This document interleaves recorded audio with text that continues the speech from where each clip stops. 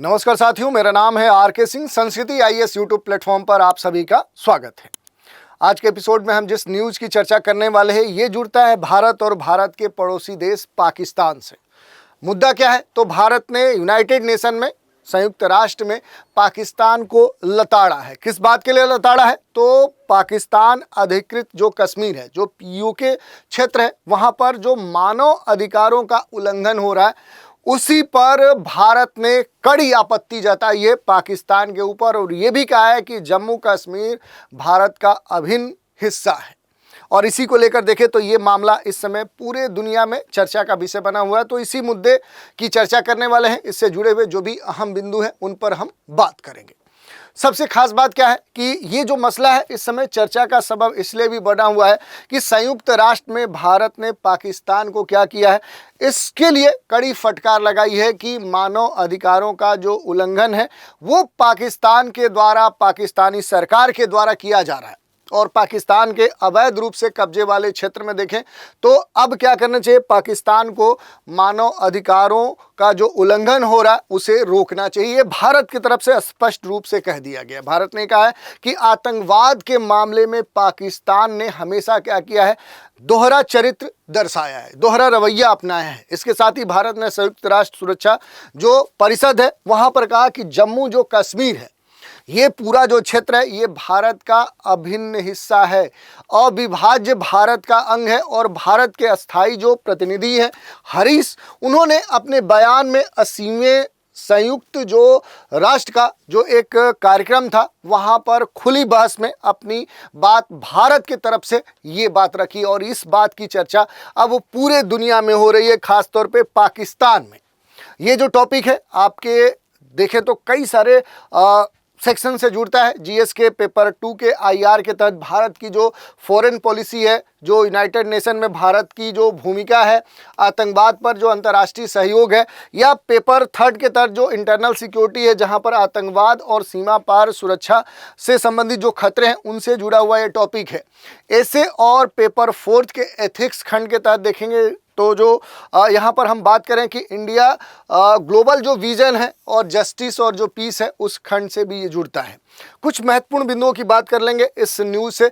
तो भारत ने अपना जो रुख है, जो अपना जो कह सकते हैं कि स्टैंड है, वो क्लियर किया है कि जम्मू और कश्मीर भारत का क्या है, पूरी तरह से एक अभिन्न हिस्सा है। ये अविभाज्य भारत का अंग है और ये संवैधानिक और ऐतिहासिक रूप से भारत ने सिद्ध करके भी दिखाया है। वहाँ के लोग भारत की लोकतांत्रिक जो संवैधानिक परंपराएं हैं उनके तहत कह सकते हैं कि अपने अधिकारों का प्रयोग कर रहे हैं। और ये जो घटना हुई है ये केवल द्विपक्षीय एक देख सकते हैं कि विवाद का मुद्दा तक सीमित नहीं है। भारत ने ये पूरी तरह से स्पष्ट कर दिया है। और ये जो बात कही जा रही है एक तरह से भारत की तरफ से पाकिस्तान को पूरी तरह से देखें तो एक निर्देश के तौर पे कही जा रही है, क्योंकि द्विपक्षीय विवादों के मुद्दा तक ये सीमित नहीं है, बल्कि एक अंतर्राष्ट्रीय कूटनीतिक, मानव अधिकार और सुरक्षा से जुड़े हुए जो भी मसले हैं उस पर भारत ने अपनी स्पष्ट जो नीति है वो रख दी है। लेकिन पाकिस्तान है कि वो अपनी बात से मानता नहीं है। पाकिस्तान का आरोप है कि पाकिस्तान ने अवैध रूप से कब्जे वाले जो पीओके हैं, वहाँ का जो गिलगित बाल्टिस्तान है, वहाँ पर गंभीर जो मानव एक तरह से देखें उल्लंघन है वो किए हैं। ये आरोप पूरी तरह से क्या है कि पाकिस्तान पर लगाए जा रहे हैं भारत की तरफ से। स्थानीय जो जनता है उनका दमन किया जा रहा है, पाकिस्तानी जो सरकार है या फिर वहाँ की जो सेना है, सैन्य जो उत्पीड़न है, संसाधन है, उनके दोहन के खिलाफ यहाँ पर देखेंगे तो पीओके वाले क्षेत्र में बड़े स्तर पर क्या हो चुके हैं, एक जन विद्रोह देखने को मिल रहे हैं।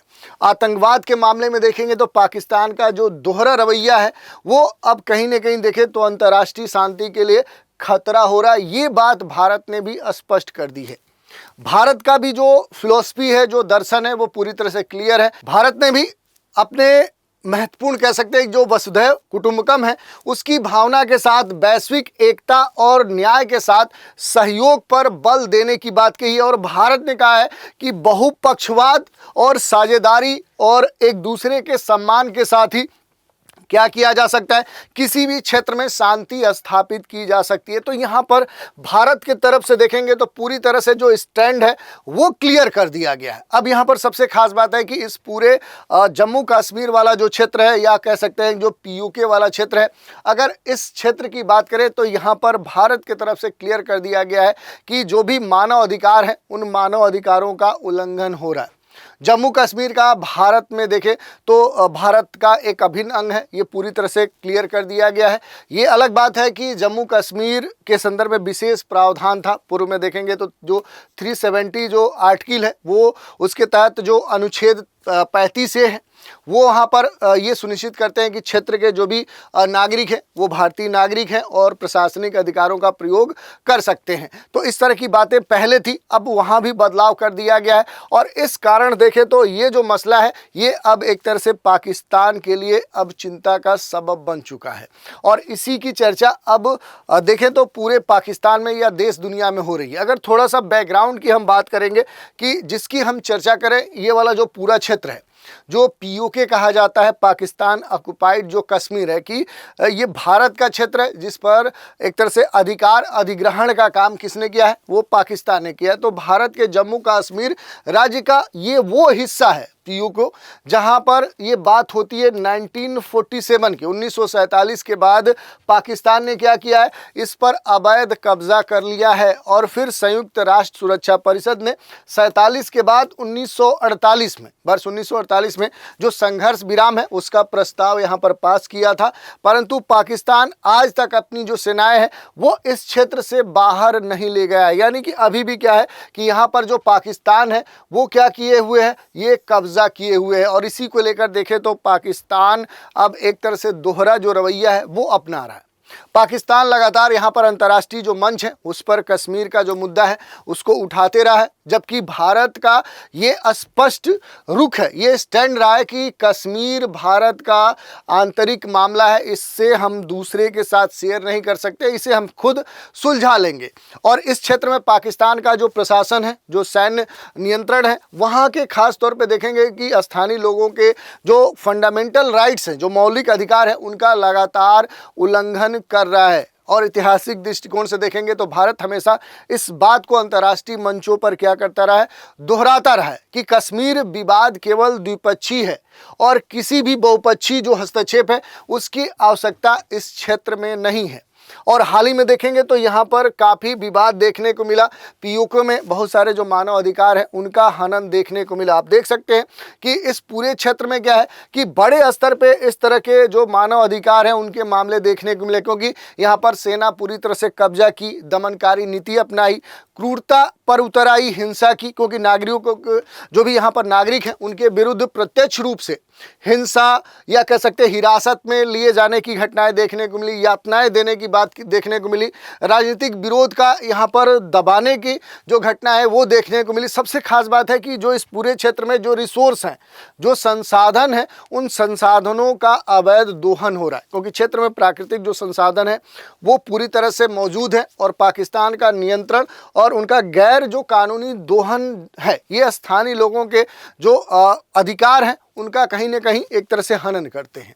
यहाँ पर लोकतांत्रिक अधिकारों का भी हनन का मामला देखने को मिला, क्योंकि वहाँ के जो लोग हैं, पीओके क्षेत्र में रहने वाले जो लोग हैं, ये खुले तौर पे अपने अधिकारों का प्रयोग नहीं कर सकते हैं। इस तरह की स्थिति देखने को मिली, जिससे स्वतंत्रता और न्याय की जो अवधारणा है वो एक सिरे से देखें तो खारिज हो जाती है। और ऐसे मामलों के कारण देखें तो ये मामला अब खास तौर पर चर्चा का विषय बना हुआ है। और इसी के संदर्भ में देखेंगे तो एक कूटनीतिक जो संदेश है वो भी देखने को मिल रहा है, क्योंकि भारत ने अब ये दिखा दिया है कि वो अब वैश्विक मंचों पर डिफेंसिव नहीं है बल्कि आक्रामक जो कूटनीति है वो अपनाएगा। और यूएन में यही बात देखने को मिली। भारत ने स्पष्ट तौर पे पाकिस्तान की जो करतूत है उसको पूरी दुनिया के सामने रख दिया। मानव अधिकार पर जो विमर्श है उसकी बात अब भारत क्या कर रहा है कि वैश्विक मंचों पर उठा रहा है।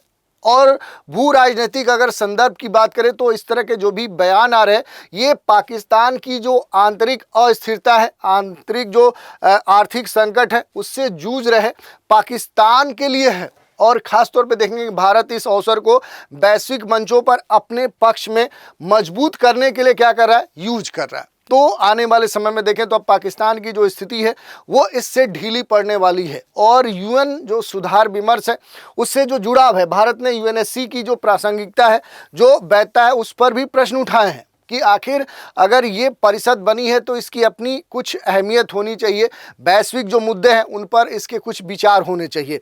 तो इस तरह की बातें भी देखने को मिली है। और यहाँ पर खास तौर पे अगर आप देखेंगे भारत की अगर नीति की बात करेंगे, खास तौर पे ऐसे मसलों के संदर्भ में, तो केंद्रीय नीति की बात करें तो भारत की नीति पूरी तरह से क्या है, इस मसले को लेकर क्लियर है, स्टैंड क्लियर है कि जम्मू कश्मीर क्या है, हमारा अभिन्न हिस्सा है और इस क्षेत्र में जो भी शासन है उसका पूरा जो अधिकार है वो भारत का है। भारतीय संवैधानिक ढांचे के अंतर्गत इसका पूरा प्रशासन चलेगा। भारतीय नागरिकों की तरह ही यहाँ के लोगों को भी अधिकार मिलने चाहिए और वो अपने अधिकारों का प्रयोग करें। इस तरह की जो स्टैंड है वो भारत की तरफ रखा गया है।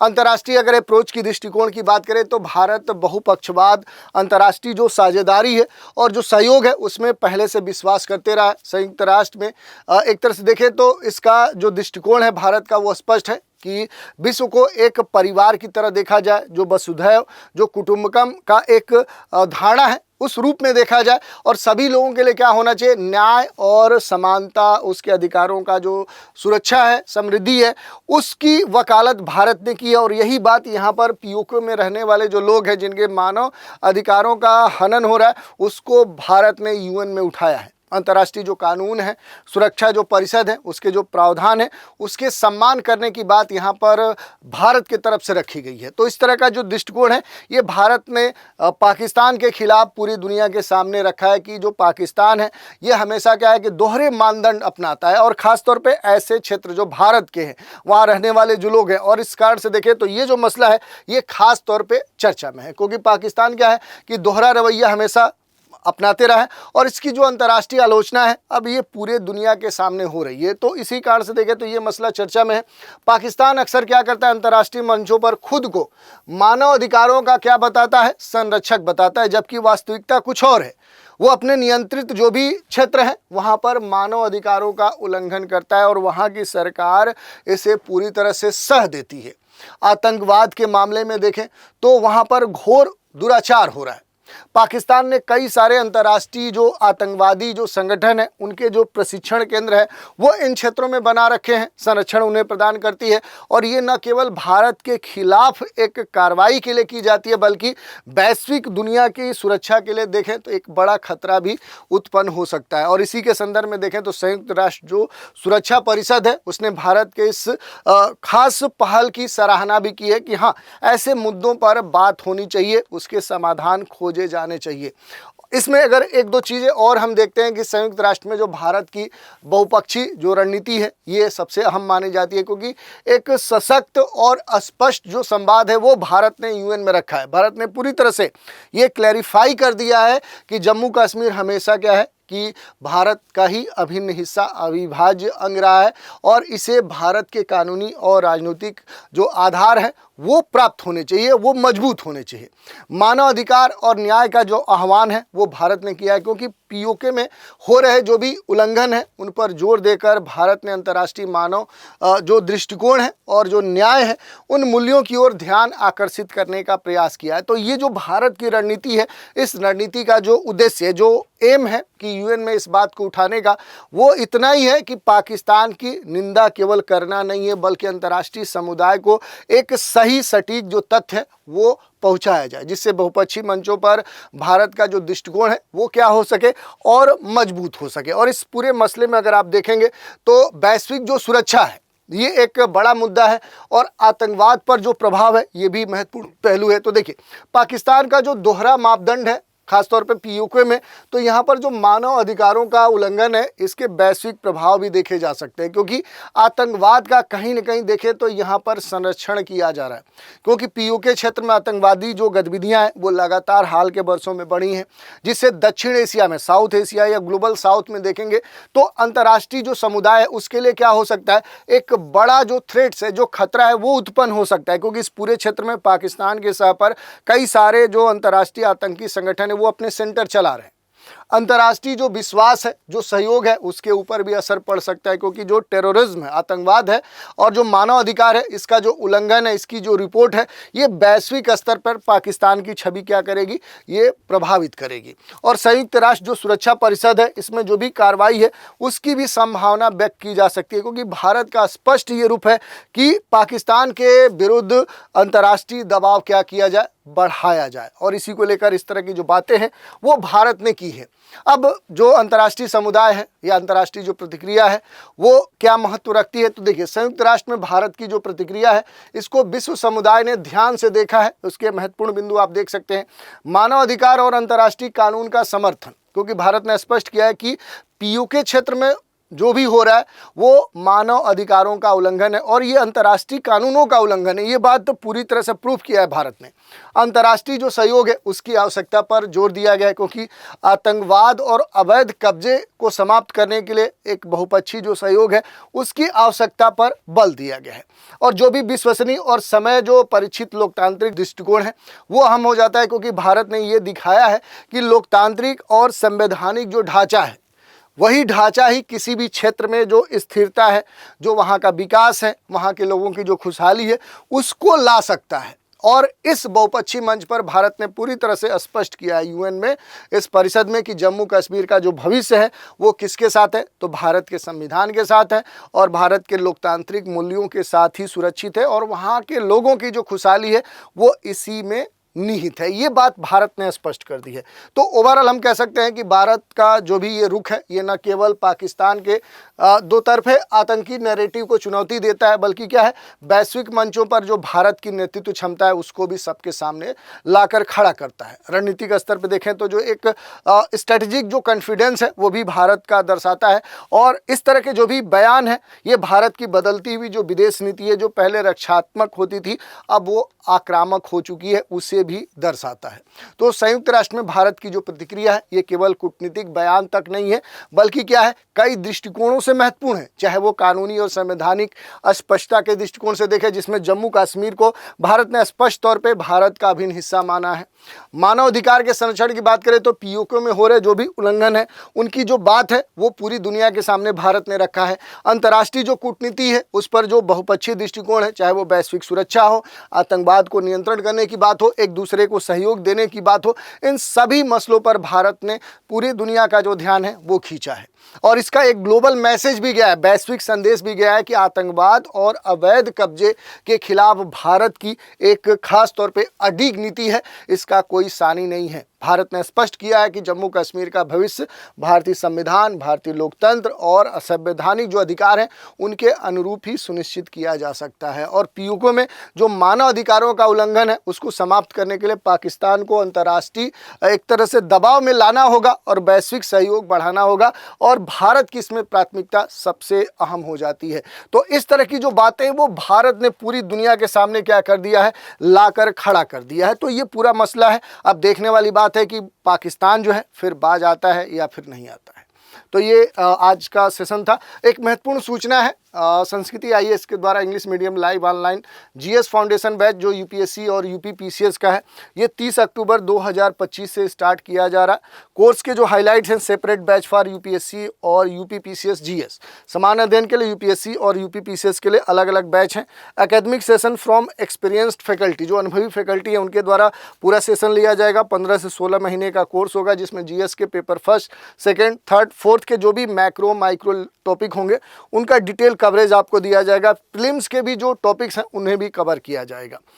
फी स्ट्रक्चर की बात करें तो जो इस कोर्स की फ़ी है वो 1 लाख है, लेकिन फ़ी फॉर द फर्स्ट 100 स्टूडेंट, जो शुरू में 100 स्टूडेंट इन कोर्स में नामांकन कराएंगे उन्हें फीस पर छूट दी जा रही है और उनके लिए जो फ़ी होगी केवल 25,000 होगी, 25,000 मात्र होगी। इसके अलावा भी अगर कोई जानकारी चाहिए तो नीचे दिए गए जो नंबर है 9555-124-124 पे कॉल करके जानकारी प्राप्त कर सकते हैं, या संस्कृति आईएएस वेबसाइट जो है यहाँ विजिट करके संबंधित जानकारी प्राप्त कर सकते हैं। तो इस तरह से हमने देख लिया कि यूएन में भारत ने जो पीओके क्षेत्र में मानव अधिकारों के उल्लंघन हो रहे उस पर पूरी दुनिया का जो ध्यान खींचा है और पाकिस्तान को सबके सामने बेनकाब किया है। अब देखने वाली बात है कि इसका क्या प्रभाव, क्या परिणाम आने वाले समय में देखने को मिलता है। तो आज के एपिसोड में इतना ही। आप सभी हमारे साथ बने रहें, इसके लिए धन्यवाद।